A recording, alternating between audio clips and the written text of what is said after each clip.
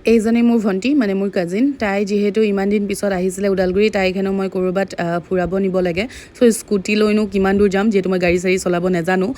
তাইক লৈ গ'লোঁ ভৈৰৱকুণ্ড যিটো আমাৰ ঘৰৰ একদম কাষৰে আৰু ভিউটো ইমান ধুনীয়া হৈ আছিলে কাৰণ বৰষুণ দিও দিও হৈ আছিলে আৰু আমাৰ ঘৰত যেতিয়াই আলহী আহে আমি ভৈৰৱকুণ্ড লৈ যাওঁ কিন্তু দুয়োটাই ভৈৰৱকুণ্ডৰ পিছত অকণমান প্লেন চেঞ্জ কৰি আমি গ'লোঁ অৰুণাচলৰ ফালে তো অৰুণাচলো যিহেতু একদম ওচৰতে হয় বেছি টাইম নালাগে দেখিছেনে ইমান ধুনীয়া মানে পাহাৰৰ ৰাস্তা মানে কি ক'ম আৰু ষ্টিল সাহস কৰি স্কুটি লৈ গৈছোঁ ঘৰত গম নাপায় বাৰু যে আমি অৰুণাচল ফালে গৈ আছোঁ নহ'লেতো বহুত বেয়াকৈ গালি খাম তো তাই অকণমান ভিডিঅ' চিডিঅ' শ্বুট কৰিলে বা মোকো কৰি দিলে খুব ভাল লাগিলে দুয়োটাই তেনেকৈ মানে